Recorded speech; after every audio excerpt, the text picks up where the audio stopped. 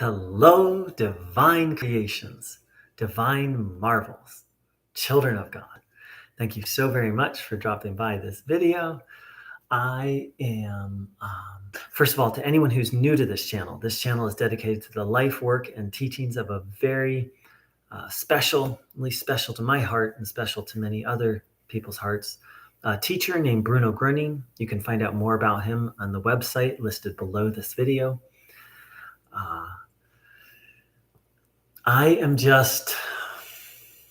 I'm really delighted right now, and I'm really excited to be making this video.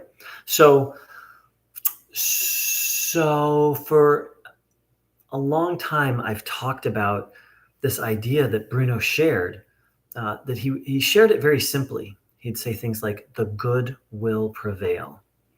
And he'd say things like, and that's a direct quote, the good will prevail. He once said, you cannot readily fathom the goodness that God has in store for you.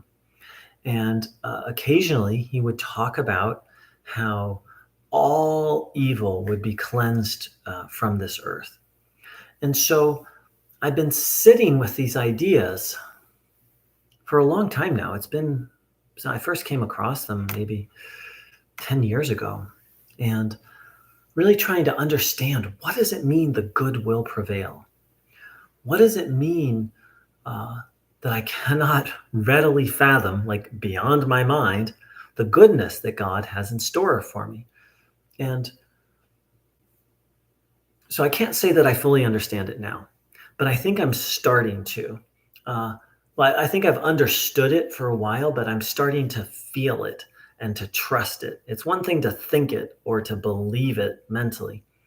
And so what it means to me today is very simply, everything will be all right.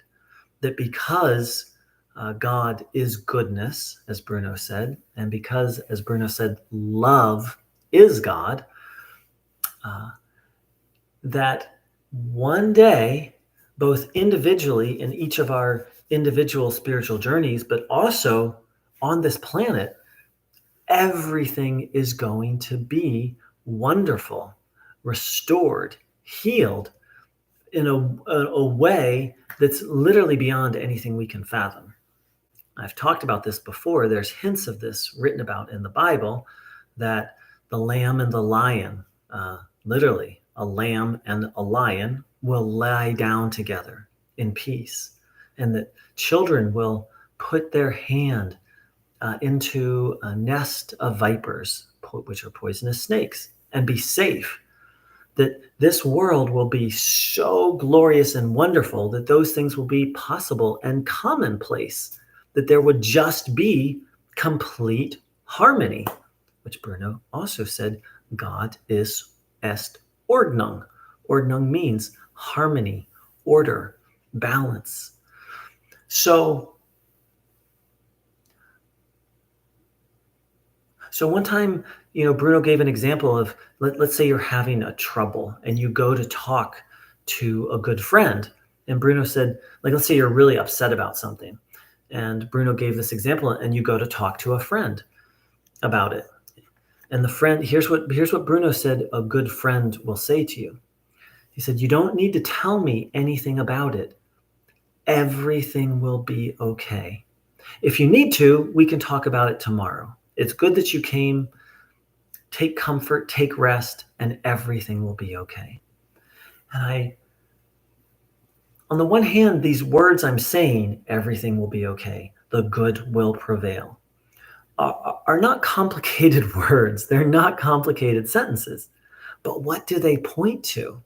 They point to a vision of your destiny, my destiny, the destiny of this world, in which everything is okay. Who can fathom such a thing? Have you ever had a day in which everything was okay, where there was no discomfort in your body, where you had no uncomfortable feelings, where everything just flowed, where everything was just beautiful and harmonious? I don't think there's a single one of us who could say we've ever had a day like that. It's certainly not externally, because there's a lot of ugly or unhealthy things in this world. Maybe every now and then we'll have a day where we're just at peace all day long. And what a grace that is. But uh, I believe that Bruno was talking about this, this, you could say, victory of of God, of goodness, of love over everything to such an extent that we just can't even imagine it. So I've written a little piece that's a little poetic that explores this idea from a little from that draws on some concepts. In fact, I think I'm just going to read it right now. I put a link to it so you can go check it out. So here's what I wrote. The word Catholic originally had nothing to do with a church based in Italy. It means universal. It's an adjective of universe. Universe. Uni-verse. One verse. One song. Friday night Jewish Shabbat services close with a beautiful prayer. And I will read the prayer. All mankind will invoke your name to turn back to you. All the wicked of the earth, they will realize and know, all the inhabitants of the world. To you, every knee must bend, every tongue must swear allegiance. Before you, Adonai, our God, they will bow and prostrate themselves. And to the glory of your name give honor. And they will all accept upon themselves the yoke of your kingdom, and you will reign over them soon, forever and ever. For the kingdom is yours, and to all eternity you will reign in glory. As is written in your Torah, Adonai will reign forever and ever. And it is said, and Adonai will be king over the whole earth. And on that day, Adonai will be one, and his name one. And I wrote, that prayer is a bit formal for my taste. I would rewrite it as something like, wondrous glory, meaning God. A day will come when all will accept your goodness, accept the sweet wine that you are, and we will sing and dance in awe of the glory that you are. All the different parts of you, us, will make up the most beautiful harmony. That is what Catholic actually means to me. Universal happy reconciliation. Universal meaning all, no one excluded, all invited, and all will arrive. And this is the vision that the Jewish prophets shared. And this is, I believe, the good news gospel that Jesus Christ came to tell us, that any true teacher preaches, that everything will be all right. In fact, everything will be glorious. So to me, that's what trust is trusting that everything will be worked out, everything will be healed, everything will be redeemed. And I believe this is the good news that Jesus came to remind us of, or to teach or share. And this is the good news that Bruno Groening came to remind us of.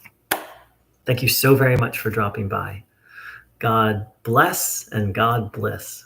Take care.